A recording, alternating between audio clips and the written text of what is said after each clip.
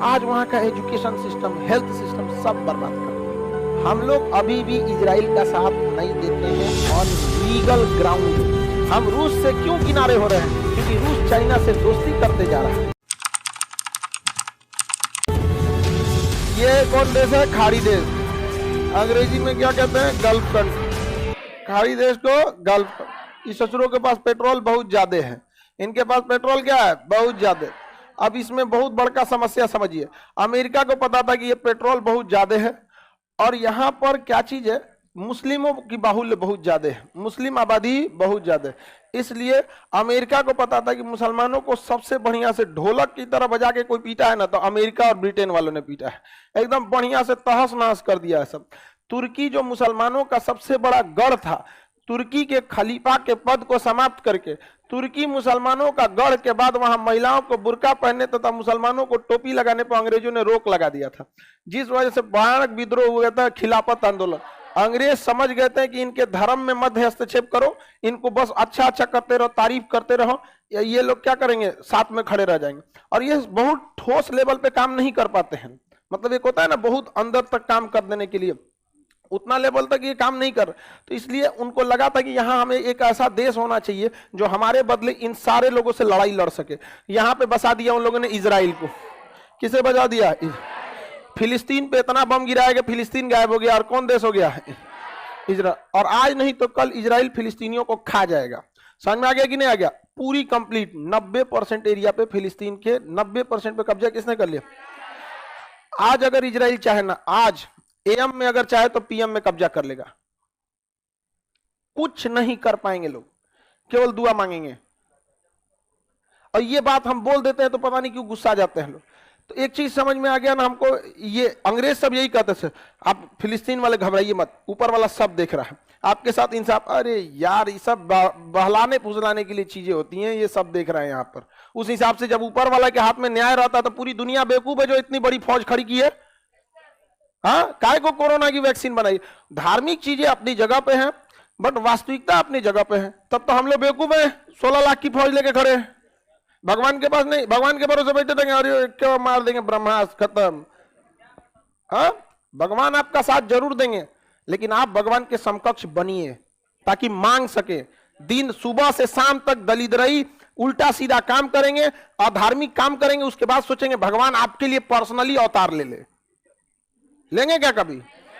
उसको बुलाने के लिए भी होना चाहिए। एक मामूली विधायक को नहीं बुला सकते हैं आप, भगवान को बुलाने चले।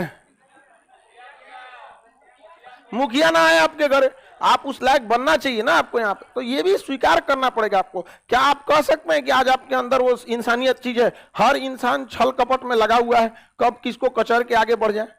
अब भगवान आएंगे सीधे यहाँ पर, ऐसा थोड़ी हो सकता है। भगवान नहीं कहेंगे तो हमारा खाली समझ ले रहे तुम, तो ऐसा नहीं है यहाँ पे। अमेरिका इन लोग को बहुत अच्छे से फुसला के रखे रहता है। तो यहाँ पे कौन लगा दिया? इजराइल। इजराइल ने अपनी देश की सीमा का निर्धारण नहीं किया, जब मन तब मारता है। सीरिया पे कुछ नहीं कर पाते। इजराइल को पता है कि कैसे किसी को बर्बाद किया जाता है। जैसे अगर कोई छोटा बच्चा है ना, उसकी जिंदगी बर्बाद करना है तो कुछ नहीं करना है। अगर वो 5 में पढ़ रहा है ना, हर 2 महीना पे उसके बाप से लड़ाई कर लो, 1-2 झापड़ बाप को मार दो, कभी माँ बाप घर में घुस के तोड़ फोड़ कर दो। मतलब वो जब से पैदा होगा ना, तो पढ़ने पे अब उसका ध्यान नहीं जाएगा, उसको दिमाग में नफरत भर जाएगा। फिर अब उसका टारगेट विकास करना नहीं है, अब उसका टारगेट आपसे बदला लेना। समझ में आ गया कि नहीं? और धीरे धीरे धीरे धीरे मैट्रिक पर पहुंचते पहुंचते नहीं पढ़ेंगे, बवाल मचाएंगे, ये करेंगे। सेम यही चीज इजराइल करता है, और फिलिस्तीन वालों को समझ में नहीं आता है, वो उनको चौपट करते रहता है। समझ में आ गया कि नहीं आ गया? वो बार बार हर 2 महीना पे एक बम गिरा देगा, वहां के पूरे लोग भड़क गए। आज वहां का एजुकेशन सिस्टम, हेल्थ सिस्टम सब बर्बाद कर दिया। समझ में आ गया कि नहीं? क्षेत्रफल मायने नहीं रखता किसी भी देश। इजराइल कितना बड़ा है? छोटा सा है, लेकिन वो फिलिस्तीन को लोगों को उलझाया रहता है। फिलिस्तीन की जो जैसे कुछ एगो इंडस्ट्री लगेगा, कोनो बहाना करेगा, एक जगह गोली मारेगा, उधर से उसे बम गिराएगा, सब मार के इंडस्ट्री उड़ा दिया जा। कोई बढ़िया स्कूल बनेगा, 2 महीना बाद उनको टारगेट ले लेगा, इनको मारना है। जहां कुछ होगा इधर से, आप इजराइल के ऊपर बम मारिए, कुछ मारिए, नहीं पहुंच सकता है, उसकी टेक्नोलॉजी इतनी, मार के गिरा देगा। अब वीडियो जारी कर दे, देखिए फिलिस्तीन ने हमारे ऊपर बम मारा, उसके बाद देखेगा अच्छा ये वाला स्कूल अच्छा जा रहा है, धाए जा यहां से, चौपट करके रख दिया वहां पर। समझ में आ रहा है कि नहीं आ रहा? हम लोग अभी भी इजराइल का साथ नहीं देते हैं ऑन लीगल ग्राउंड। समझ में आ गया कि नहीं आएगा? क्योंकि हम खुद फंस जाएंगे। क्योंकि अगर हम इजराइल का साथ दे दिए लीगली ग्राउंड पर कि ठीक है फिलिस्तीन पर इजराइल का कब्जा लीगल है, तो उस समय पाकिस्तान कहेगा कि जब इजराइल ने फिलिस्तीन पर कब्जा किया वो लीगल है, तो पाकिस्तान ने पीओके पर कब्जा किया, ये कैसे इलीगल हो गया? समझ में आ गया कि नहीं आ गया? इसलिए तहस में आके नहीं करना है। इजराइल तुम बहुत अच्छे हो लेकिन हमारे देश से ऊपर नहीं हो। रूस पुतिन आप बहुत अच्छे हैं लेकिन हमारे देश के ऊपर नहीं है। हम रूस से क्यों किनारे हो रहे हैं? क्योंकि रूस चाइना से दोस्ती करते जा रहा है। समझ में आ रहा है कि नहीं आ रहा है? इसलिए इंटरनेशनल और जियो पॉलिटिक्स में धर्म को रखिएगा साइड, इमोशन जाए साइड, सबसे ऊपर नेशनल इंटरेस्ट। आपकी देश की किसमें भलाई है वही आपका इंटरनेशनल रिलेशन में काम आएगा, और कुछ नहीं। यहाँ पर नो परमानेंट दोस्त। और बड़े लोगों से हमेशा सावधान रहना चाहिए, उनकी दोस्ती दुश्मनी कभी नहीं होती है। जो बड़े बड़े लोग होते हैं ना, बड़े बड़े, वो लोग कब किससे दोस्ती करेंगे कोई मतलब नहीं, और ना कब किससे दुश्मनी कर लेंगे नहीं। और उनकी दोस्ती दुश्मनी वो खुद नहीं करते, उनके नीचे वाले लोग करते हैं।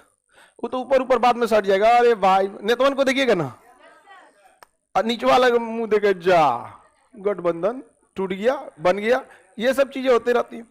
तो यहाँ पे क्या आ गया? इजराइल। अमेरिका का वैक्सीन कौन है? इजराइल। बोले ना तो नहीं सऊदी अरब 4 को मिसाइल मार देगा, उसका सऊदी अरब कहेंगे तो सीधे कहेंगे क्या कर लोगे? समझ में आ गया कि नहीं आ गया? क्या कर लेंगे ये बताइए? तो यहाँ पे तो एंटीडोट है यहाँ पे। अच्छा, अगर ये लोग जाएंगे, ईरान जाएगा रूस से संपर्क रखने, तो आके मार देगा किसको? ईरान को। मार तो दिया था अभी उसको, क्या कर दिया? सेनापति को मार दिया ईरान के। कुछ कर पाए? नहीं कर पाए। कासिम सुलेमानी को, फकीर ज्यादा परमाणु वैज्ञानिक को फकीर बना दिया। तो यहां तक समझ में आ गया इजराइल।